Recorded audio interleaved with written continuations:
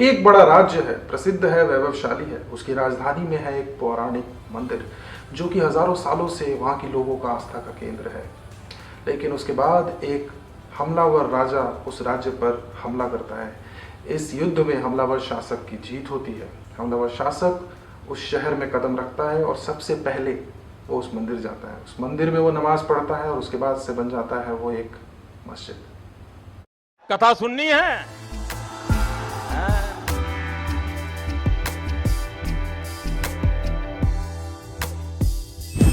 नमस्कार, मैं हूं समीर और आप देख रहे हैं स्वाद का एक नया एपिसोड। इस कहानी को सुनकर आपको लग रहा होगा कि हम बात कर रहे हैं बाबरी मस्जिद यानी कि राम जन्मभूमि की, लेकिन वो विश्व का इकलौता ऐसा धार्मिक स्थल नहीं है जो कि विवादों के घेरे में रहा है। इस पूरी कहानी में अगर हम मंदिर की जगह चर्च कर दें तो ये कहानी है इस्तांबुल में स्थित हाया सोफिया की। 1500 साल पुरानी वो इमारत जो कभी था विश्व का सबसे वैभवशाली चर्च, उसके बाद वो 500 साल तक रहा विश्व का सबसे वैभवशाली और सबसे बड़ा मस्जिद, और पिछले 80-85 सालों से वो था एक म्यूजियम। लेकिन आज के टर्की की सरकार के एक फैसले ने खड़ा कर दिया एक बहुत बड़ा विवाद। आज बात करेंगे कि कैसे टर्की के मौजूदा सरकार ने हाया सोफिया, जो कि पिछले 80-85 सालों से म्यूजियम था, उसके मस्जिद बनने का रास्ता साफ कर दिया है।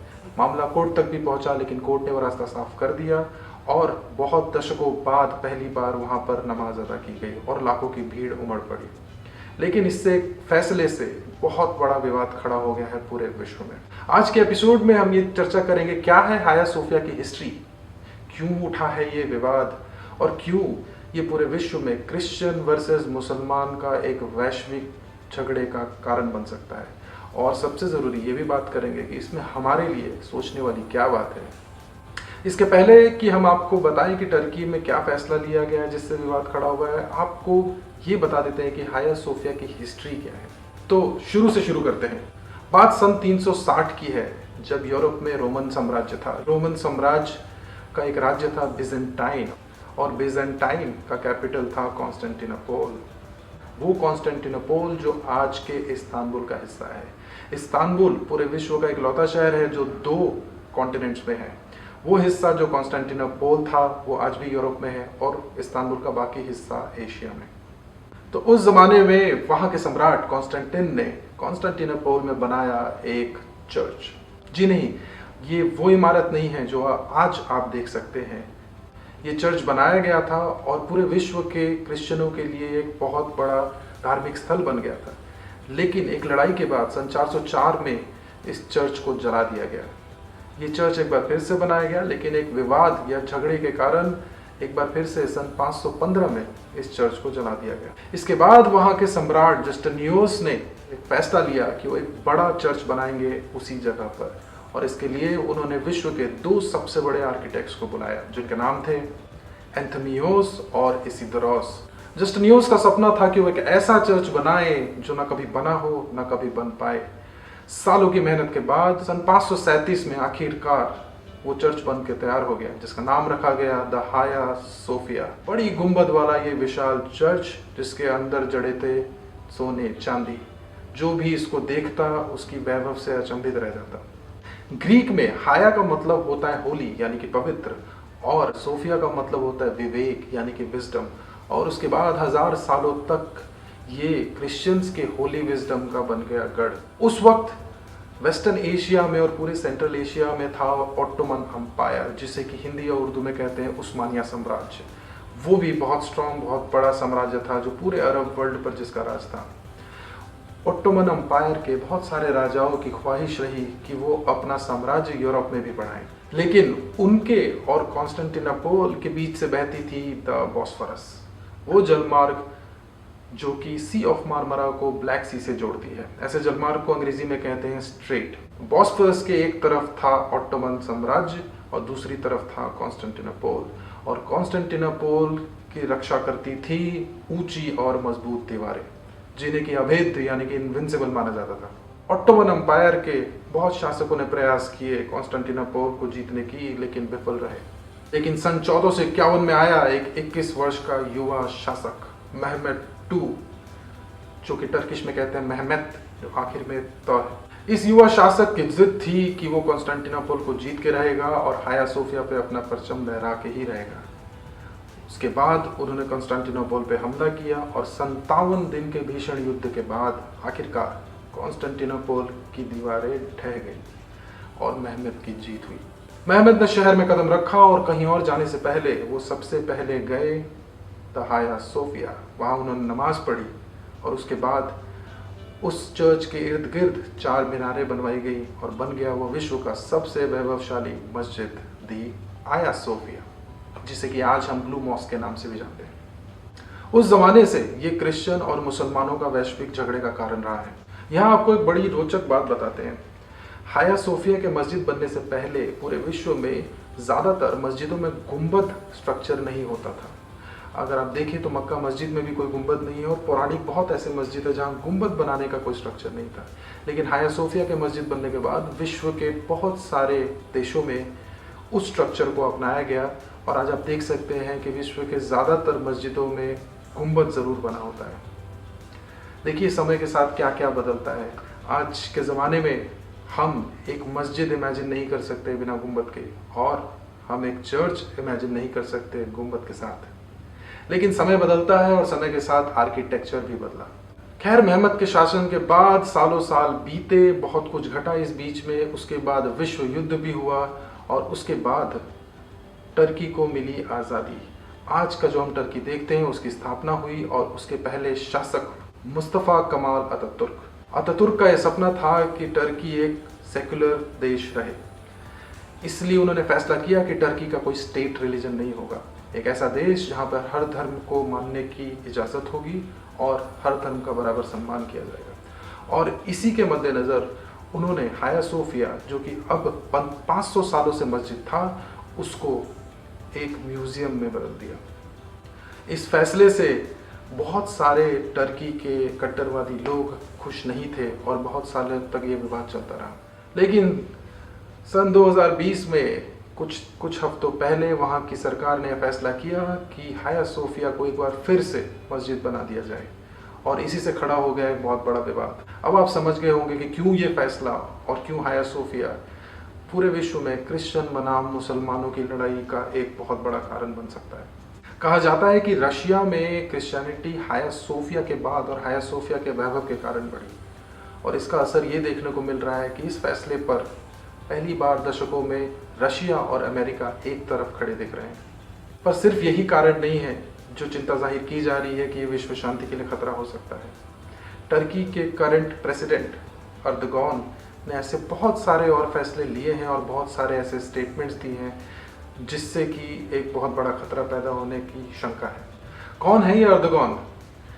तैयब अर्दगॉन, जो कि इस्तांबुल के मेयर थे, उनके बहुत अच्छे काम के चलते उन्हें बहुत पॉपुलैरिटी मिली। उसके बाद उन्होंने अपनी एक पार्टी बनाई, AKP पार्टी। AKP पार्टी ने इलेक्शन लड़ा और वो पूरी मेजॉरिटी के साथ प्रधानमंत्री बनकर आए और एक बार नहीं, वो लगातार 3 बार टर्की के प्रधानमंत्री रहे। लेकिन सत्ता की भूख यहीं ख़त्म नहीं हुई। टर्की का कॉन्स्टिट्यूशन ये इजाज़त नहीं देता कि आप 3 बार से अधिक प्राइम मिनिस्टर बन पाएँ। इसलिए अर्दगॉन ने पिछले इलेक्शन में प्रेसिडेंट का इलेक्शन लड़ा और एक बार फिर से जीत के आए।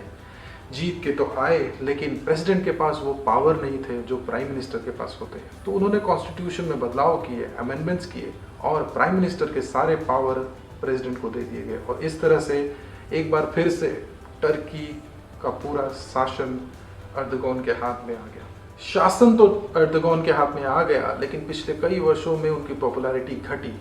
उनके बहुत सारे फैसलों की आलोचना हुई और टर्की की इकॉनमी पिछले कुछ सालों में बहुत तेज़ी से गिरी है और इसके कारण उनकी पॉपुलैरिटी घटती ही जा रही थी। और ये देखते हुए ऐसे समय में कोई भी नेता क्या करता है? जी हाँ, धर्म का सहारा लेता है और अर्दगॉन ने भी यही किया। अर्दगॉन ने जब AKP पार्टी बनाई तो उन्होंने कट्टरपंथी विचार के बहुत सारी मांगों को अपने एजेंडे में रखा, लेकिन अब जब ज़रूरत पड़ी है, जब उनकी पॉपुलैरिटी घट रही है, तो खुलकर वो इन सारे मामलों को ला रहे हैं और वो सारे फैसले कर रहे हैं जिससे कि उनका कट्टरपंथी वोट कम से कम उनके पास बना रहे। अपनी सत्ता को बचाने के इस खेल में उन्हें इस बात की फिक्र नहीं है कि टर्की के इकॉनमी का क्या होगा, उन्हें इस बात की फिक्र नहीं है कि विश्व में क्या होगा। फिलहाल तो उन्हें इलेक्शन जीतना है। अर्दोगन ने इसके बाद एक और बयान दिया। अर्दोगन ने ये कहा कि अभी तो हाया सोफिया हुआ है, इसके बाद हम अक्सा मस्जिद को भी आज़ाद करवाएंगे। अक्सा मस्जिद जो कि जेरूसलेम में है, जेरूसलेम जो कि आज के इजराइल में है। और आप जानते हैं इजराइल और मुस्लिम वर्ल्ड के बीच का झगड़ा। इजराइल एक यहूदी देश है और जब से उस देश की स्थापना हुई है पूरा मुस्लिम वर्ल्ड और इजराइल के बीच एक बड़ा झगड़ा बना हुआ है।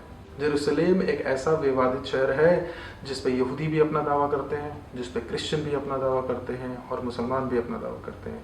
इसलिए ऐसे बयान और इस तरह के फैसले पूरे विश्व शांति के लिए खतरा बन सकती हैं। अर्दोगन यहीं तक नहीं रुकते, वो ये भी बयान देते हैं कि कैसे वो आज के टर्की को ऑटोमन साम्राज्य की तरह बनाना चाहते हैं। और इसी के तहत खबरें फैलाई जा रही हैं कि सन 2023 तक मक्का भी टर्की के अधीन होगा।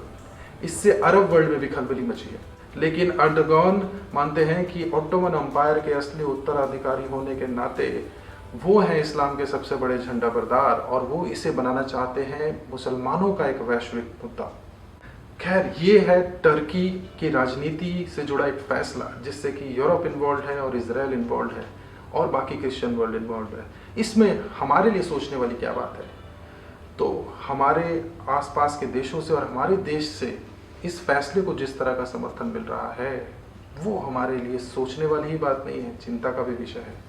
ऐसे बहुत सारे लोग जिनका टर्की से ना यूरोप से कोई लेना देना है वो खुलकर आ रहे हैं और उसे सेलिब्रेट कर रहे हैं इस डिसीजन को, ये मानकर कि ये इस्लाम की जीत है। पाकिस्तान और बांग्लादेश की मीडिया ने उस पूरे इवेंट को, जिस दिन बहुत दशकों बाद पहली बार हाया सोफिया में नमाज पढ़ी गई, उसको लाइव कवर किया। इंडोनेशिया के मीडिया ने भी इसको लाइव कवर किया और इन सारे देशों में ऐसा दिखाया गया कि कैसे ये मुसलमानों के लिए एक ऐतिहासिक दिन है। हमारे देश में भी बहुत सारे लोग हैं जो कि इस फैसले का समर्थन कर रहे हैं, इसे अपने धर्म के प्राइड से जोड़ रहे हैं। इसलिए चिंता का विषय है।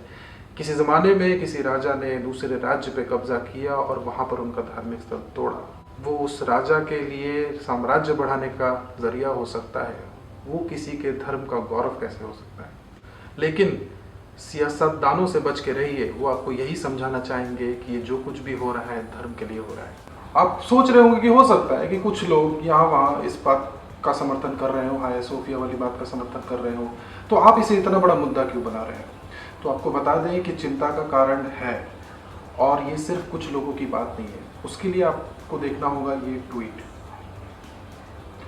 ये ट्वीट है मुस्लिम पर्सनल लॉ बोर्ड का।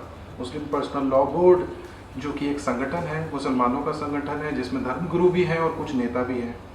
उनका काम है भारत के मुसलमानों को सही दिशा देना धर्म के बारे में अधिकतर। वो जब ये ट्वीट करते हैं जिसमें वो ना कि हाया सोफिया के साथ जो हो रहा है उसका समर्थन करते हैं और उसमें प्राइड लेते हैं, वो इसे बाबरी मस्जिद से जोड़ के देख रहे हैं और दिखाना चाह रहे हैं सभी को। उनका कॉन्सेप्ट है once a mosque always a mosque. उनका कहना है कि एक बार चर्च तोड़ के मस्जिद बना दी गई तो अब वो मस्जिद है और हमेशा मस्जिद रहनी चाहिए। बाबरी मस्जिद केस में भी शायद उनका यही तर्क है, या वो मंदिर तोड़ के बना हो या ना बना हो, once a mosque always a mosque. तो ये सिर्फ हाया सोफिया जैसे चीज़ों का समर्थन तक की बात सीमित नहीं है। ये बड़े इन्फ्लुएंशियल लोग हैं। इस संगठन की बातें पूरे देश के मुसलमान और देश के बाहर के मुसलमान भी सुनते हैं। अगर वो इस तरह का बयान देते हैं या इस तरह की सोच रखते हैं तो चिंता का विषय तो है हमारे देश के लिए।